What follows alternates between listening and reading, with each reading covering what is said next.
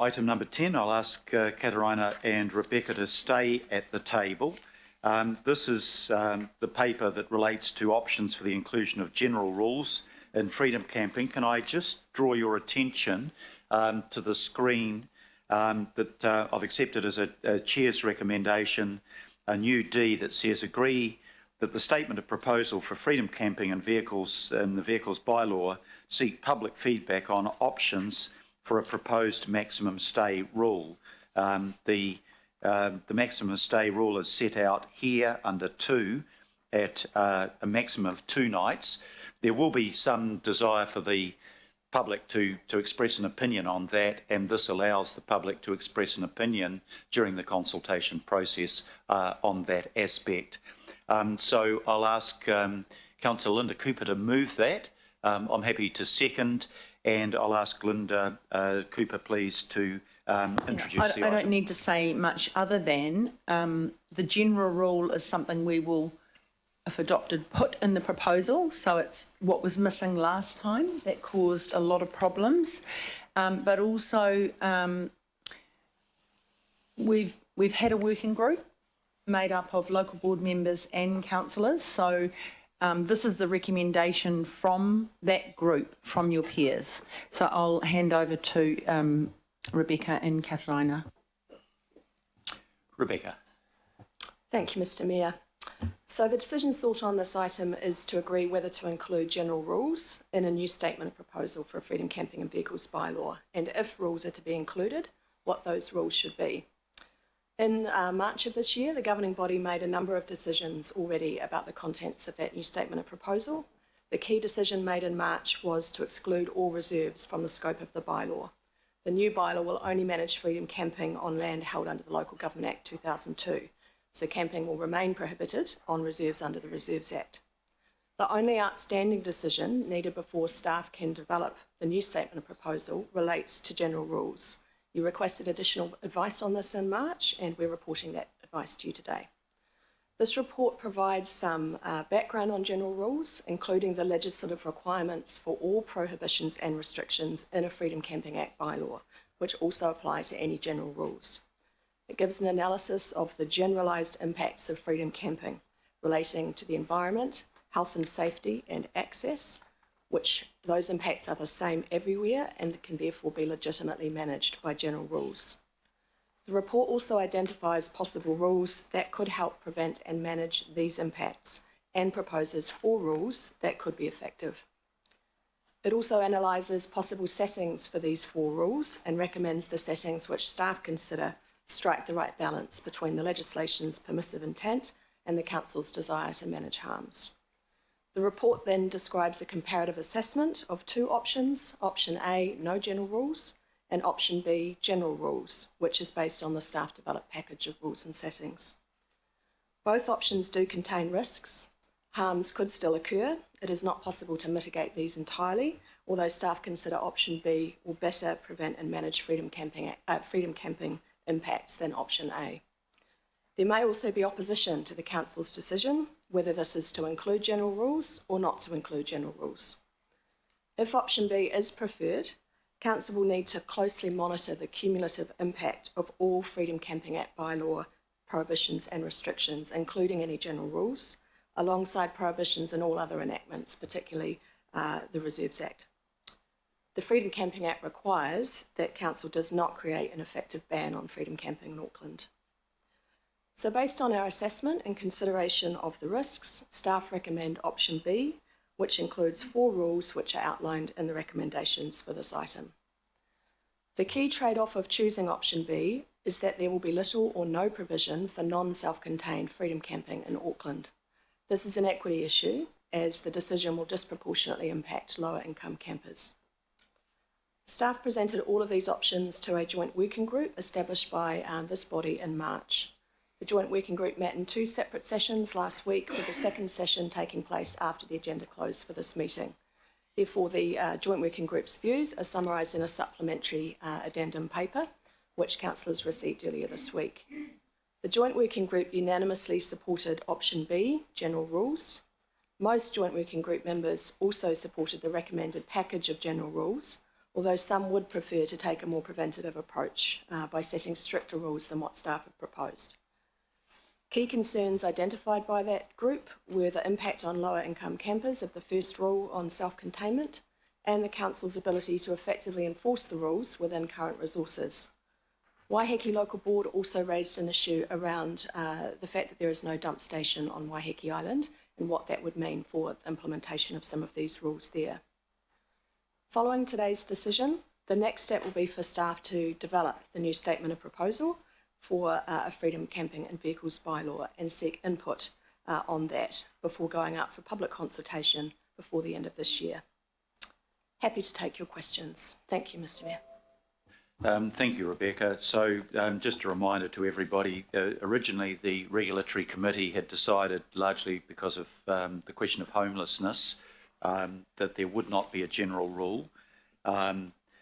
We have subsequently agreed that the approach taken by Council would not be to move people on who are homeless, because you're just simply moving them from one area to another area and you're not solving their problem.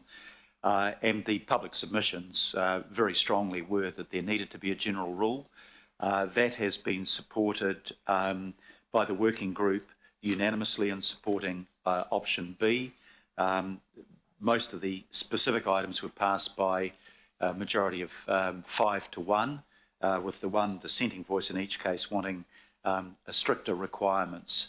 So I think we've landed at a place where we've discussed this on many occasions, and people believe that a general rule is necessary and that the option B is the sensible way to go forward, and obviously that will then be converted into a statement of proposal by officers. So let's take questions on it first of all. So I have a list here already, beginning with Councillor Shane Henderson. Thank you, Mayor. Just a quick one from me. Did you consider a rule around not being in front of houses or commercial premises? Through the Chair, in the last paper in March, advice on that was sought and given by staff on the legal implications and practical implications of such a rule. Confidential legal advice was given to the committee at that time, and the decision was made not to take that approach in March. Thank you. Thank you very much. Councillor Pipacoon. Tēnā koe Mayor, Atamarie, tēnā koroa, thank you for the report, and I'm very happy to support the work, and I appreciate all the mahi that's gone into it from staff and councillors and Councillor Cooper. Thank you for leading this. But in terms of Waiheke, a question around, and I think you did cover it, but obviously the concern there is that there is no, the Waiheke Local Board very strongly want to see that there's no freedom camping permitted on Waiheke because there are no facilities, there's no dump station, there's limited compliance staff, there's everywhere is very congested, there's big issues with homelessness. So just in terms of what's been added for D, does that open the way for further feedback from the public, from Waiheke, to be able to put forward that case in terms of why Waiheke should perhaps be carved out and not even have a 2-day or limited? And I mean, I appreciate that being added to the resolution. So I'd just like to just really understand where that takes us. Kia ora. Through the Chair, Member Watson made the case for Waiheke at the Joint Working Party, and so raised a number of legitimate issues that actually staff were not able to answer on the day. So you might have seen it's a bit small, but in the Joint Working Party document you'll see that staff have committed to going away and looking at those issues and how they might be managed. We just don't know all the answers to the issues that they raised at the meeting. So we have said that we'll look at that, and that will come back before the statement of proposal at the same time. So there isn't just one simple answer. One of the answers could be as much as defining all offshore islands as a single area. So, for example, for a general rule, we could go all offshore islands are a single area, which would mean you're only allowed to camp for 2 nights, then you must leave the island in your camper van and you can't come back under the current settings for 2 weeks. So there's just things we can look at that we weren't able to give a direct answer today or last week. Thank you for that. So can I just clarify? So it's kind of a 2-stage process. There's that consideration, and then there's also the public feedback stage as well. That's great. And thank you, Councillor Watson, that you were there. It was Member Watson, so Margie Watson. Oh, Margie. Sorry. The famous Watsons. Okay, well, thank you to Member Watson, and thank you for the work. Supplementary to that, Your Worship? On the same Yes. issue, yes, I'll take that from Councillor you. Mulholland. Just with regards to the question and comment raised by Councillor Coombe, I absolutely support that. I'm very concerned about the matter of not having a dump station and having, well, I do own a self-contained motorhome. So that is why I know from personal experience about how critical this matter is, Your Worship. And I just wonder if the staff might put some extra, if it's possible, are we able to put extra time or commitment to getting a response to this fairly quickly, Your Worship? Because, you know, to have 2 days without access to a dump station, I don't think is healthy. I don't think it's safe, and I don't think it's appropriate. So is there an opportunity for us to perhaps request through the CEO or the appropriate staff that action is taken fairly quickly? But I do actually support removing all the islands from this, as has just been suggested. So what we're talking about is a statement of proposal, and the staff will come back to us in how they deal with the situation facing, because it won't simply be Waiheke, it'll be Aotea as well. So that will be dealt with before the statement of proposal is finalised and comes back. But do you want to add anything to that, Katarina? I would also just add that the amended item D also means that we will be consulting on 1 night maximum stay as well. So when you look at that factor, then we will need to consider that as well. So if you defined all of the outer islands as a single area and it became a 1 night maximum stay, then you could stay for 1 night and then you must leave the island and not return for 2 weeks. However, I do take the point about compliance staff on the outer islands as well, so that's another factor to consider. Thank you. Thank you. Councillor Sharon Stewart. Thank you. Just the question that I asked before, just not in front of houses and commercial premises, that apparently you've discarded that, and what I've been told is that the council are now saying that there's legal risks to this approach, but Tauranga has actually done it for, had it in their bylaw for the last 2 years, and they haven't had any issues with it. One of the reasons I just want to let you know, the reason why I'm a bit concerned about, I haven't got a problem with campers, camper vans and freedom camping, and if they're self-contained, all good, I wouldn't mind doing it myself. But I have got a concern about private vehicles and tents and things being parked on berms, and I can remember there was a chap that had an old dumped car that he made as his home. It was an old wreck of a car and no registration. It was parked in front of somebody's property for probably nearly a year. It took me nearly a year to get it moved. And this person, very sad, homeless, living in this dumped car, but he would then do his business behind trees and bushes and on private property, and made a nuisance of himself. And so it's a bit of a concern. So I can actually see that we're going to end up having a lot more people that are going to start parking dumped cars, especially along, say, the Eastern Beach or any street, to be perfectly honest. And they'll just park the car there, and the residents have to put up with all the drama. And because we haven't got a bylaw, it's going to be hard for us to Councillor, move them we're on. in questions at the moment, not comments, so can I just, I think your question has been understood by our officers, so if I can get them to reply to that, Thank you. please. Through the chair, please be reassured you have considered an option such as Tauranga has. You have looked at some broad scale prohibitions around commercial areas and residential streets. But most of that advice to you was in confidence. So we do have our lawyers here who, because this issue is being raised quite a lot, that we can hold another separate in confidence legal advice session for any elected members who just want to go through that confidential, free and frank legal advice again, and we can organise that on this matter. So that's the first thing.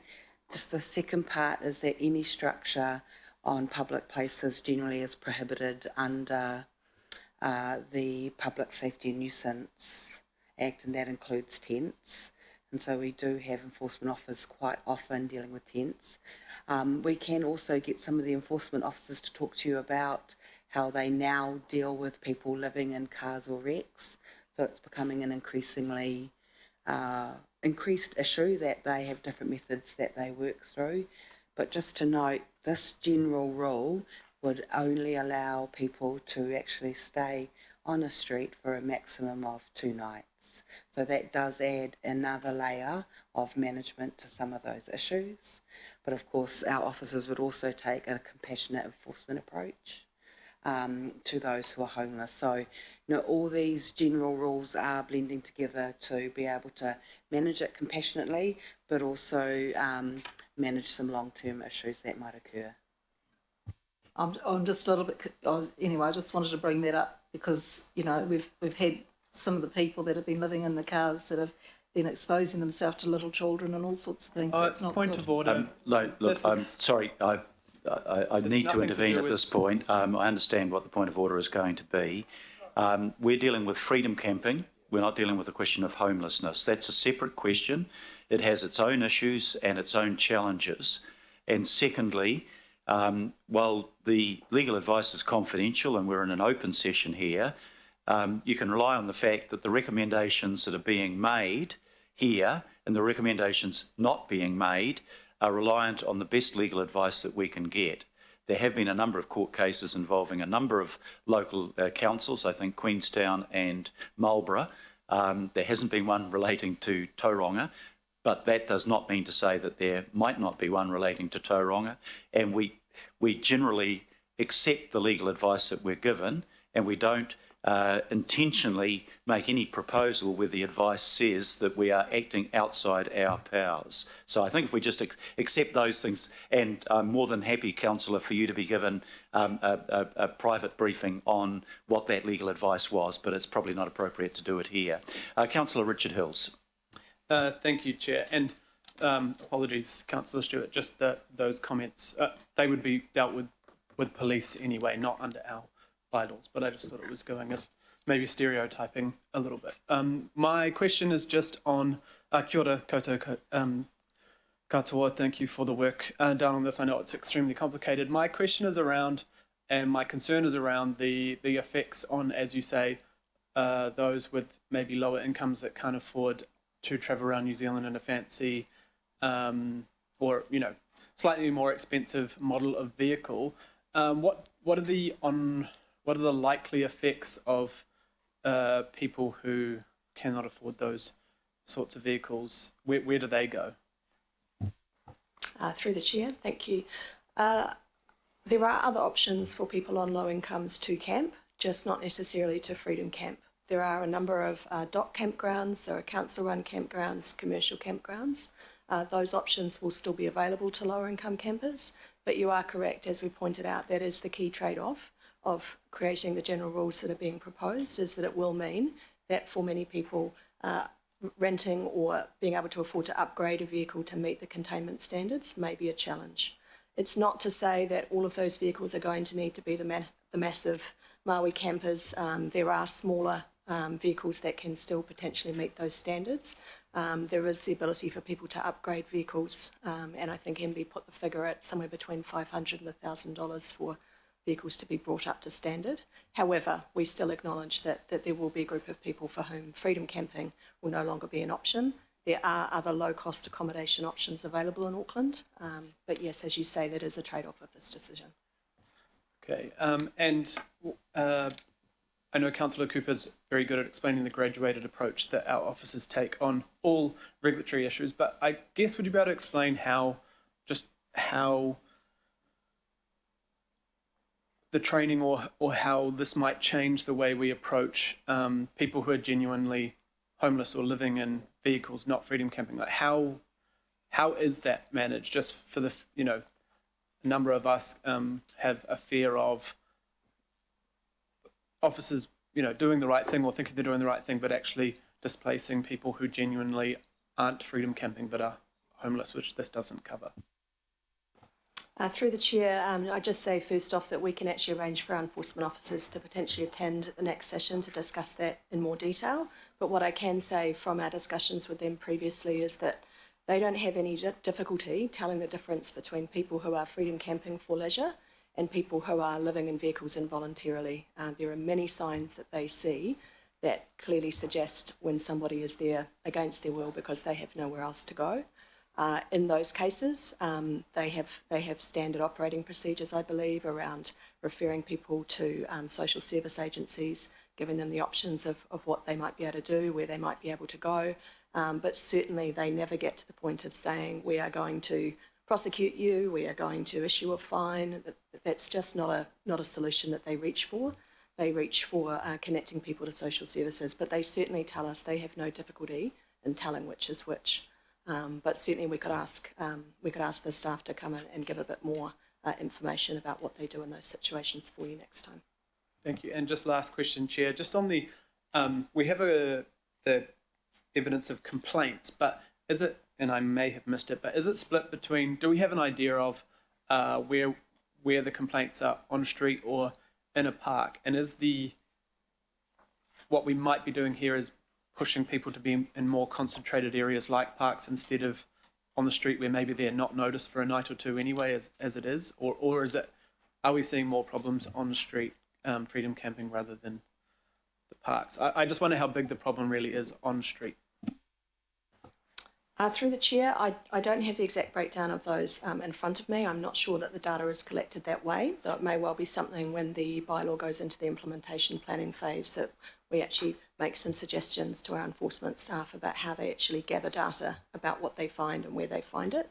What I can say is that the evidence that we have suggests that where people are staying in popular freedom camping areas, which may be more scenic locations, where enforcement staff are more likely to visit and monitor more regularly, they observe a lot less of the sort of harms that we'd be seeking to control. I guess if people know enforcement staff may pop around, they're more likely to be making sure.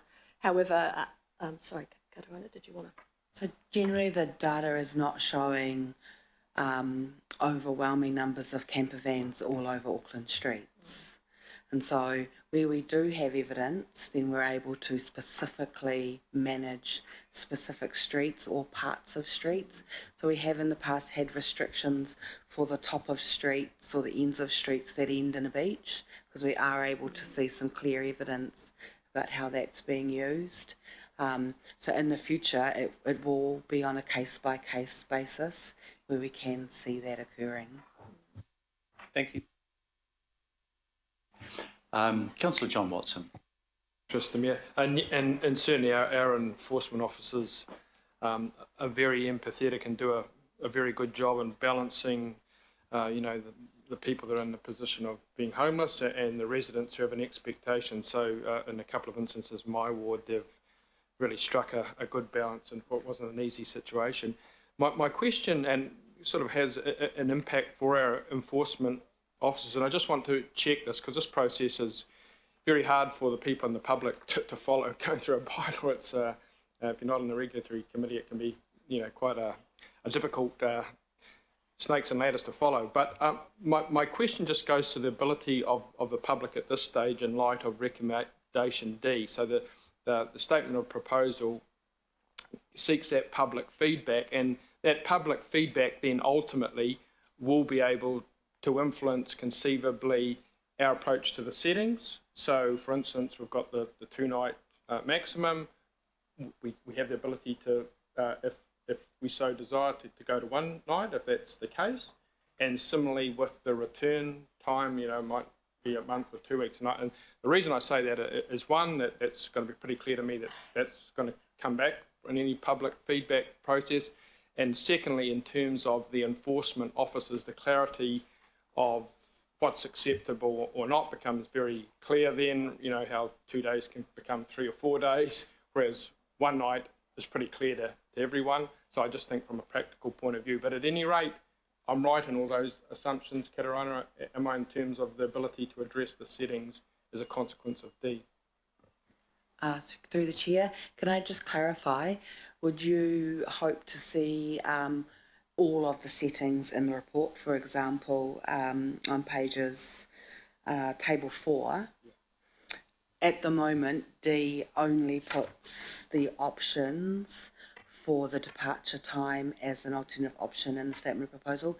If you wanted all of those settings as options for public feedback, so that would be all of table 4, then we would just need to put that in there, which would be that we seek public feedback on all of the proposed general rule settings. And that would include the maximum and the Maximum and the stay, return. self-contained, Yeah, so the return and departure time. So, Mr. Mayor, I don't know if that was your intention when that was added, or whether you were looking to be a bit more restrictive. I'll just put what I think I understand the situation to be, and I can be corrected if I'm wrong. The statement of proposal is going out for consultation, so the public will be free to make comments on any one of our proposals. And in one sense, D is a little superfluous because they'll have that right anyway. But it was in because that was seen as the thing that was probably the most contentious, and it's just to emphasise that the public can do that. But there'll be nothing in this that stops the public from commenting on seeking additions to or changes to the general rules that are set out. That's correct, isn't it? It'll be the normal process of consultation, and people feel free to say what they want about each of those. But D was because that was seen, excuse me, to be the item of the general rule that perhaps there'd be most contention about. Just to clarify, if we want the bylaw panel to be able to explicitly consider rules without having to undertake a further public consultation round, then we should explicitly state those setting options for public feedback in the statement of proposal. So you'll remember previously that the general rule was part of a wider discussion that the committee had, but was not actually in the statement of proposal. And when it came back through public consultation, in order to make a general rule, the bylaw panel had to recommend that you do one and then go back out for public consultation. So, no. Okay, unless we so explicitly put it in here there like we have D. So I'll just seek a comment from the mover of the recommendations. One response would be to simply make D read, agree that the statement of proposal for a freedom camping and vehicles bylaw seek public feedback on the general rules. That would cover everything. Well, I think it's what Councillor Watson's talking about is the hours of departure, right? That's what you're. Yeah, I think we've got to kind of take a little bit of a step back because we do all of our bylaws using the same process. And it's only when it's contentious we start trying to complicate it to either stop or make things happen. And I think we've just got to be a little bit wary as politicians about making our mind up too specifically for the public who will feedback. In general, we'll put a proposal, there might be one or two options, and we get feedback on that, but people always give other options and we always analyse that and read that. However, it's going to make people feel comfortable that we have to kind of, it is a little bit over-egging it, and it can be confusing for people. But we can put, do you want people to leave at 8, 9 or 10 if you want to? So it could be just that agree that the statement of proposal, etc., proposal on the maximum stay rule and hours of departure, if that's an issue. But then you start to get down to every other little thing as well. So that's just my caution, having been doing this for quite a long time, and it can be confusing. But just remember, this is just the general rule. You get an options report, you get a findings review, you get an options report, then you get a statement of proposal. The only thing different about this is, because of the contention the year before last, we wanted to make sure that this general rule, people were generally comfortable with what we went out for on consultation. This is not the final deal.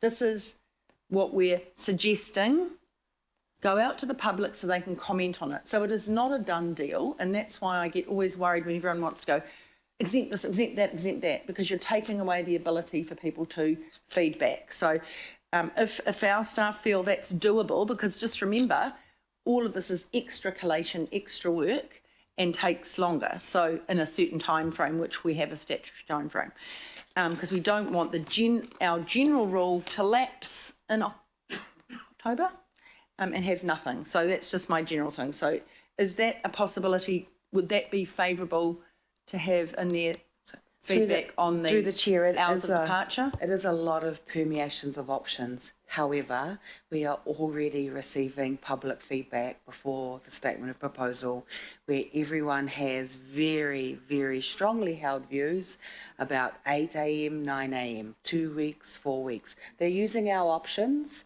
but they have strong views.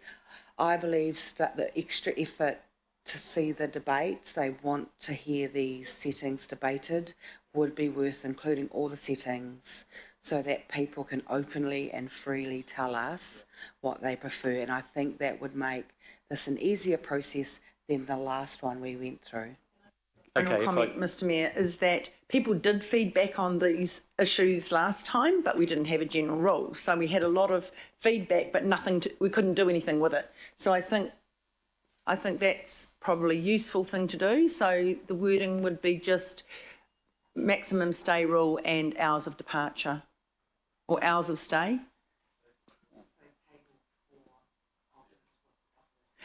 Does that help when people are reading minutes, though? That's what I worry about when we do that. Then people are going to try, on our funny old system, try and find the report and all of that sort of stuff. Okay, thank you.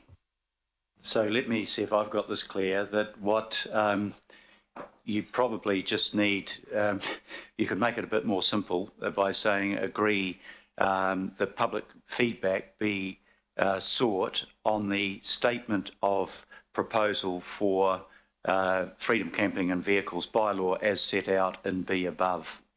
More, it's the general rule we're talking about here, not the whole state. Yeah. As set out in B above. So that would include the maximum of 2 nights, the departure time, and the time that they must stay away before returning to the site. It's those 3 items, isn't it? All the conditions of the general rule.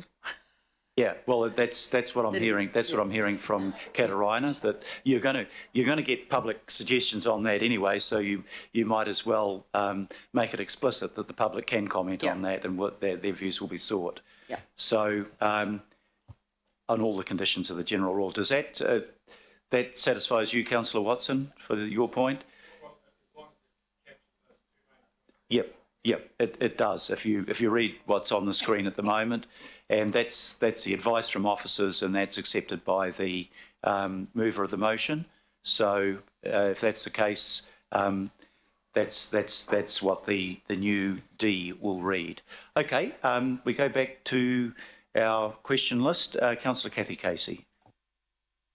Thanks, Mr Mayor. I've got 2 questions, one on homelessness and one on the responsible camping ambassadors. Just the first one on homelessness, I feel I have to make a comment. Homelessness was at the centre of the last attempt not to include a general rule, and it's at the centre of it again, but this time I'm very, very happy to support it. My experience is that when we've come a long way in all these years. You know, we led the way back in 2004 with the Homeless Action Plan, the first council in New Zealand to have one. And since then, though, we've had the cross-sectoral, what was it called? The cross-sectoral Homeless Action Plan. Is that right? There's another word in it. Ia whai tātou katoa. That means working together with all the agencies. That's what we've been doing for years. And so this bylaw is not something that we're imposing on anyone. It's something that we're doing in concert with. And I think you will hear support from Lifewise and the City Mission and the Sallies, because my experience has been that people complain about somebody in a car, not to see them arrested and put in prison, but to make sure that their needs are being met. And that's what we do really well, and we've been doing that for a very long time.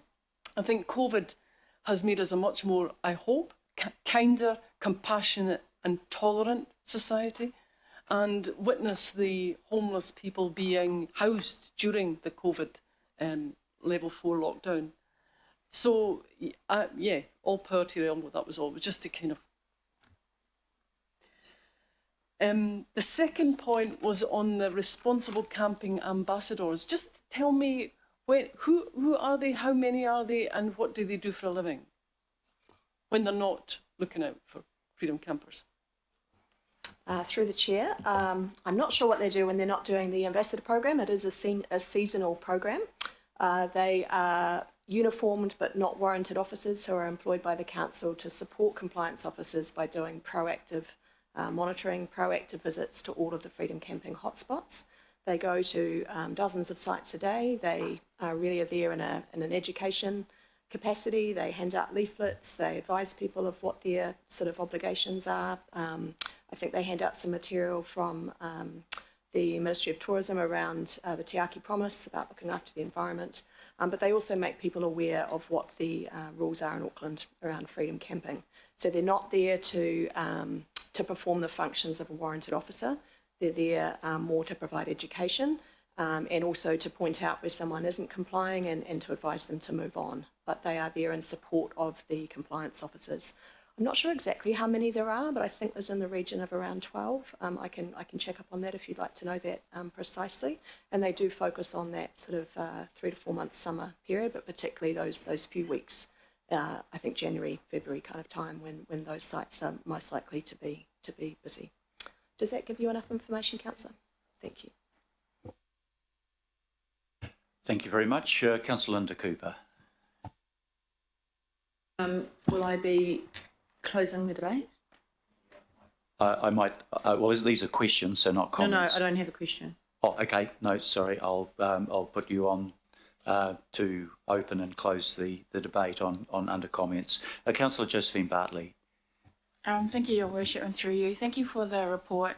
I was one of the ones that voted to exclude the general rule because of the effect on people experiencing homelessness. I can see the need for the general rule. I can see how there's that differentiation between freedom camping and homelessness, but I'm still not satisfied that if we put in place a general rule that people experiencing homelessness will still be dealt in a way that isn't compassionate.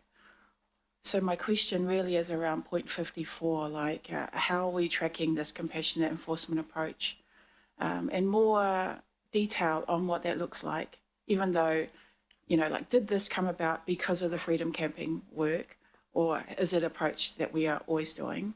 And I ask this because I've been trying to help this woman whose car was towed, and she lived in her car. Her car was towed, and as a result, she's now freedom camping in a graveyard because her car got towed. That was her home. So I don't know what compassionate enforcement approach was used there, and the consequence of that is now that we have a woman living in a tent in a graveyard. I don't think that's what we intended when we did that enforcement, but that is what has happened. So I'm very careful now about whatever rules we pass and the consequence of that. I think what a number of councillors are looking for, and it's set out in 54, but is a commitment that council officers will not be using the general rule to move on people who are homeless as against those that are holidaying and visiting the region. And my assumption, but I want you to say whether it's correct or not, is that this general rule will not be used by our officers to move on people who are genuinely homeless. Yes, that is the intent. However, Councillor Bartley has raised a good point of interaction with Auckland Transport and their role often around unregistered cars or cars that appear to be abandoned. And this is where we often get that intersection between different council functions. So one of the things we will need to do is work with our enforcement staff, so the council compliance licensing team, to better understand Auckland Transport's approach to some of these matters. They often come up from complaint from residents. It's one of the major reasons those cars are towed away. So yes, we will have a look at that issue, but it doesn't mean that no enforcement will ever be undertaken. No, I think the point that's being made here, those issues exist quite separate from the general rule. The point that people would probably appreciate assurance on is that this general rule will not be used by council, and the general rule will not be used by Auckland Transport to move people on. That doesn't mean to say that they might not operate under some other provisions, or there may be provisions relating to health, safety, or unregistered cars or whatever. But that is outside what we are debating here. Moving this general rule would not lead to this general rule being used against the homeless. That's the only assurance I think that we can ask for. And I think you've given that. Thank you. Councillor Greg Sayers. Thank you, Mr. Chair. Look, I think we've come such a long way with this paper. I think we should feel proud about it as a governing body.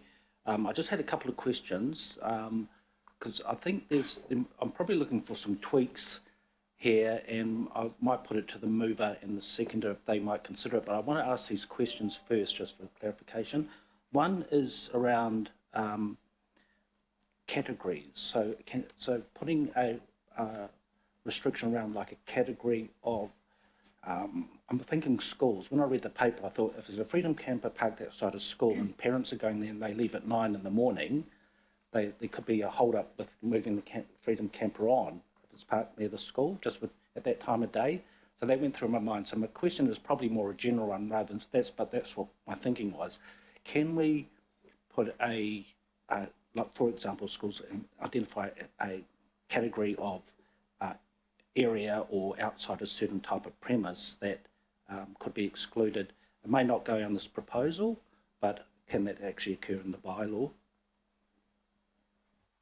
Through the chair, I think with the example that you've given around schools, most schools I think nowadays have existing parking restrictions in any areas around the school that are likely to be congested. They might be 10-minute parking spots, they may even be yellow lines. They're trying to get parents to park further away so children can get in and out of school safely. Anywhere where there are traffic issues, there's issues of parked vehicles impeding traffic flow, Auckland Transport typically have already put parking restrictions in place, and Freedom Campers, regardless of what this general rule says, will still need to obey any parking restrictions, any marked lines and so on. So I would have thought that if there is an issue, probably that's something that would be a parking matter rather than a freedom camping matter. Oh, that's a very good answer. That was very helpful. Thank you. Second question was probably just around what's likely to happen is people are going to be concerned about people parking outside their residential homes, I'm predicting.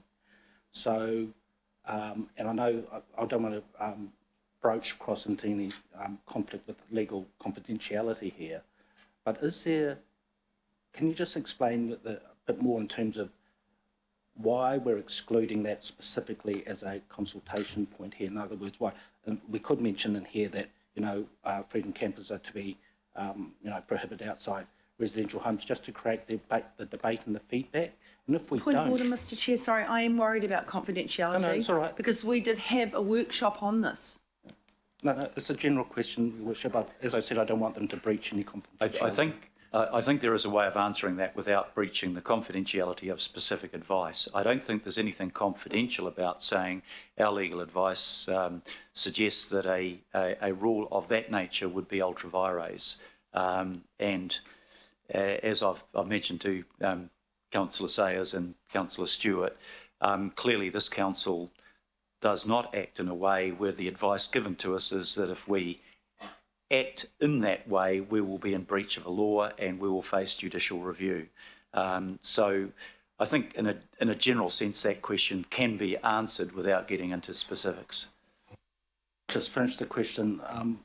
Yeah, thank you. So when people read this and they go through it, they may wonder why we aren't excluding outside of residential. So how are we going to present that? And that's really what I'm trying to ask, because we're bound to get feedback on it. What understanding will they have it in the paper?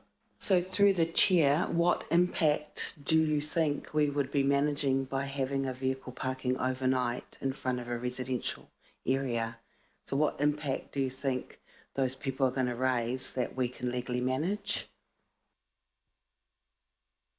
Is that a question or advice? Yeah.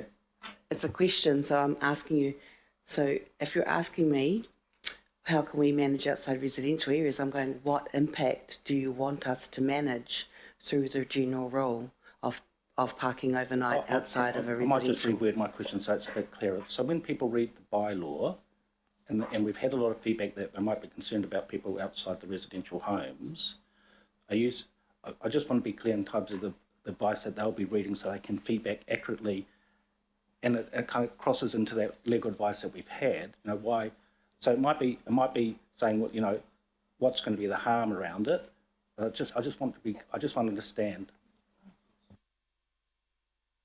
Just to clarify, we have looked at the impacts we can look at under legislation, which are environmental, public health and safety, and access.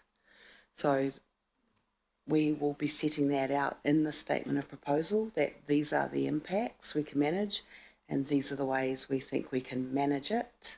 It will be difficult to answer questions to the public when they don't have an impact in mind that they want us to manage. That's the answer to that question. I guess just as long as that's clear, I guess my point there is as long as that's very clear for people, the clearer we can perhaps present that, the better the feedback, the quality of the feedback we'll get back. Thanks, Councillor. I think the point that's being made is that if it is a case of there being a health issue or a safety issue or a blocking of access issue, then there are current rules under law where people can be moved on. Where we would have greater difficulty is having a general rule to say that you should not park outside a private residence overnight. That's where I think we'd run into difficulties with there being a foundation for us making such a rule under the powers that are given to us. That's probably a nice segue into my final question, Your Worship. Thank you. So my understanding is somebody could park outside a residential property or commercial property or anywhere for a maximum of 2 nights. Is that correct? Yeah. Okay. The amendment I was thinking about putting up, or the tweak I was going to put to the mover and the seconder, was on item B2, rather than being 2 nights, being 1 night.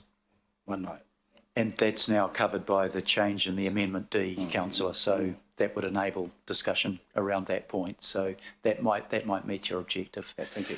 Thank you. And last question, Councillor Sharon Stewart. Thank you.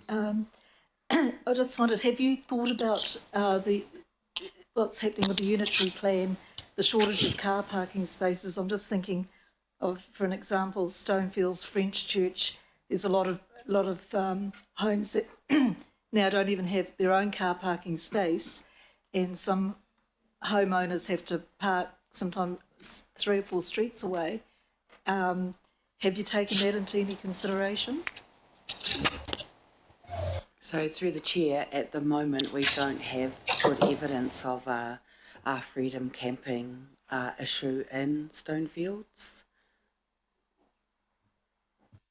Well, it could be anywhere. It doesn't need to just be Stonefields, because at the moment with the unitary plan, that's what we're trying to do, is trying to build houses that have no garaging, no car parking spaces, and I can see it anyway. Thank you.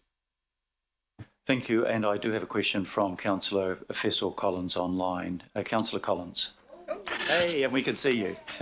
Hey, and I thought I should take Councillor Coombs' advice. Thanks, Mayor. Mayor, you can rule this as me just thinking aloud. So if it doesn't make any sense, my apologies, and we can come back to it later. But I just wonder if the approach, if we go with option B, if the approach that we're taking helps me to go into the last item, which I shouldn't, but I thought our submission had some really good work done on section 15, which was around homelessness. And I just wanted to make sure that this approach would mean that we would feel confident that the submission work that we did under section 15 in the last item would be the way in which we would approach this item at the moment. So forgive me if that sounds a little bit confusing, but I'm trying to read both into the one and understand a compassionate approach that our officers will at least take and will be considering in advancing this particular item. Thank you. Rebecca, you'd like to answer that? Through the chair, thank you, Councillor Collins. I think the point you're making is perhaps that in the submission it's pulling out really clearly the crossover potential between the Freedom Camping Act and a bylaw and homelessness. I think certainly what we will be able to do is in the statement of proposal that goes out, make sure that we are very clear and upfront about what the bylaw covers and what it doesn't, and being clear for the public about the compassionate enforcement approach that the Council has committed to. So those words in the submission are reflecting that, and we certainly will be making that much clearer in the statement of proposal. Thank you. Thank you. Thanks very much, Fessor. Okay, we now come to comments. Can I just say that we have 22 items on our agenda today, and it would be my wish to finish before 5 o'clock. So if we can make our comments as concise as possible. So the first speaker will be Councillor Linda Cooper. Thank you, Mr. Mayor. And I hope that some of my comments will allay some of the fears that seem to abound around the table of what might happen rather than what is happening. And that might help shorten up the debate, Mr. Chair. So if we look at the homelessness issue, that is dealt with under a compassionate approach, but also under the public health and safety public safety and health bylaw. So we have ways of dealing with that and dealing with that in a compassionate way. We've got to remember that this, under the legislation, is about what the impacts are. There's only some impacts: environment, public health and safety, and access. So if someone is outside your door, just like anybody can park in their normal car on a public road outside your house and is not causing any environmental impacts, any access issues, or any public health and safety issues, then there's no breach of anything. So just because we don't like the idea of someone parking there, it is not breaching any bylaw or law unless there is a current parking restriction. And so all parking restriction places on public roads are out of off the table. So that's a huge number of places people can't go. For the high density living places, for the most of them, you can't even get a camper van in there. If you look at Hobsonville Point, there's one person that's got their camper van parked on the public road.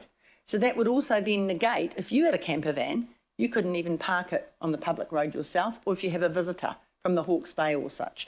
So it's fairly limited. Outside schools and shopping areas, there's parking restrictions. So they might go there for an hour to do their shopping, but they certainly can't stay overnight because it's 1 hour parking, 2 hour parking, half an hour parking.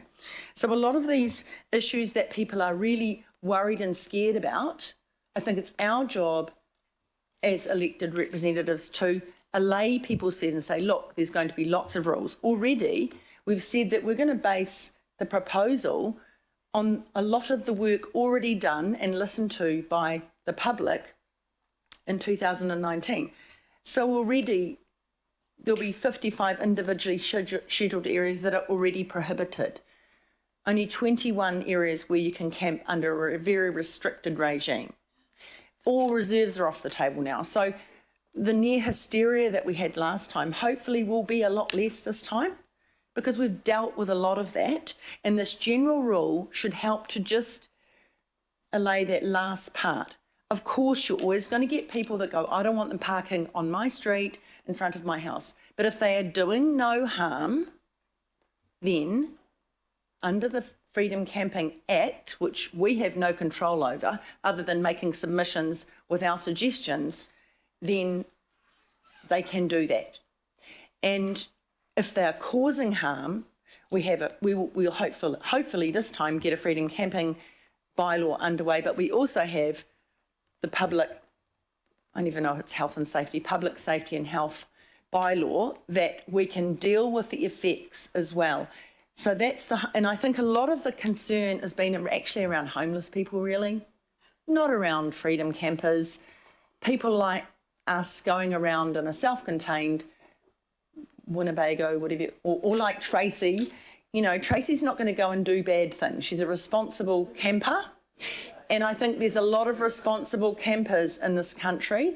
And if the law changes too, it means no one will be able to use non-self-contained vehicles. So I think we've got a good way forward. Just remember, this is only the general rule. You'll have another crack at this when the proposal comes here, which will be the whole thing that if we adopt will go out to the public. So I hope that a lot of your fears can be allayed, and I don't think we should be trying to tweak this so much that the public don't get a wide say on it, because they'll want to.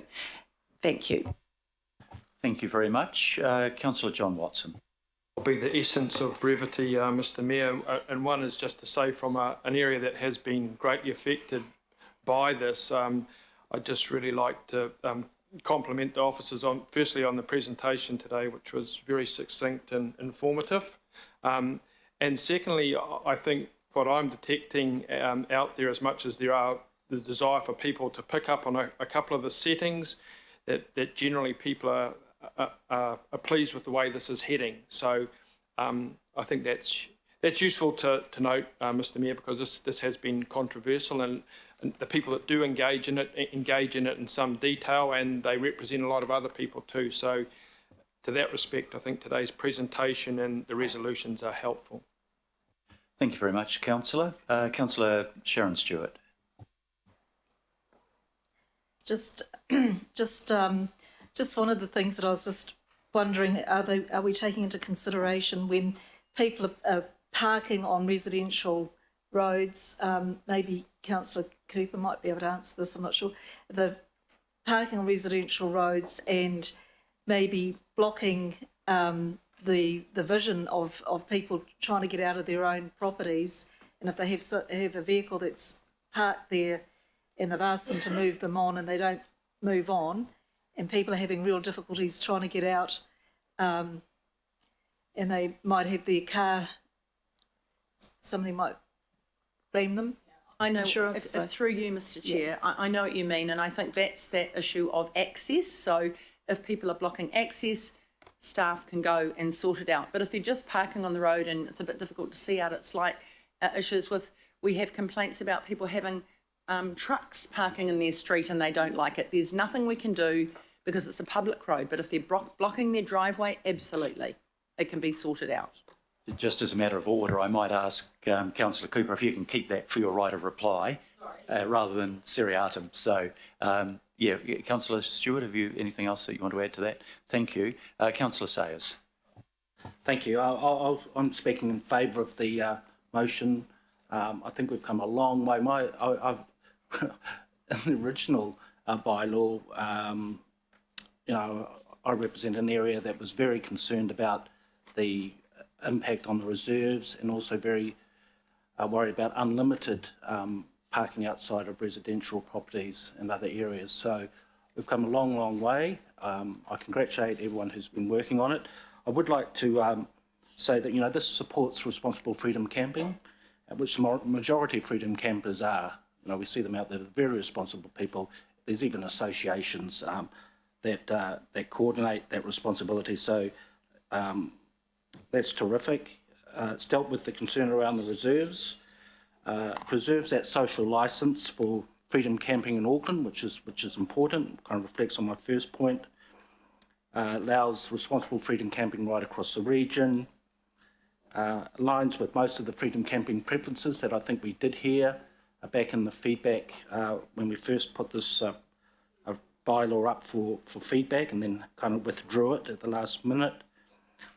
Supports compassionate enforcement approach, which is good, and allows enforcement action to occur when it's appropriate. So I do endorse the paper, I do endorse the recommendations, and I do endorse D being added.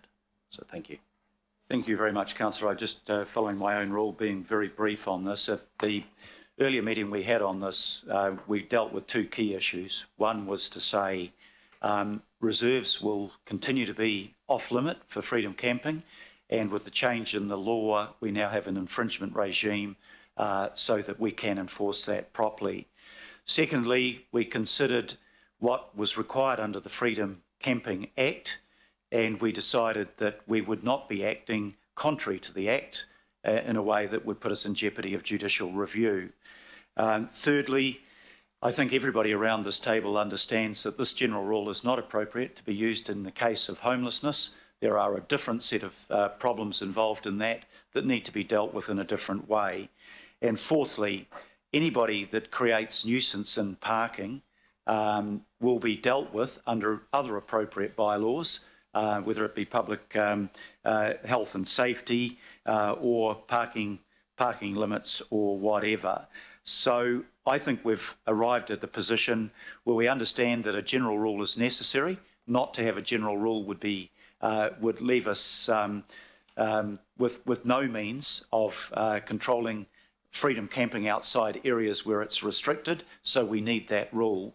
I think this is a good compromise. I think that it's not the last word in it. We'll get further feedback and we'll take that into account. But I do want to thank officers for the work that they've put in, and this, together with the earlier workshops we've had, I think arrives at a position that I think everybody can agree to.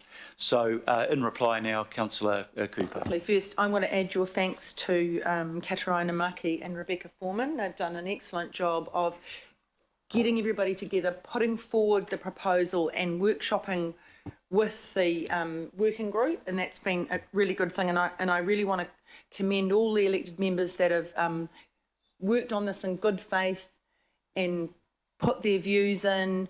That's been really helpful in getting to where we are today so we can agree. By the way, it's the Public Safety and Nuisance Bylaw. I keep getting that wrong. It's too long. But yeah, I think there's a lot, there's a bit of a way to go. We've still got to put the proposal together. There's a good basis for it, and I hope that we can smoothly get that through and out to hear what the public think in due course, and finally get a bylaw before the other ones in place that protect us lapse. So that is the only risk if we don't. So that is my thoughts on that one. But thank you very much. Thank you, Councillor Cooper. I'll now put the recommendations as amended by the new D. All those in favour, please say aye. Aye. To the contrary, no. I declare that carried without dissent. Right.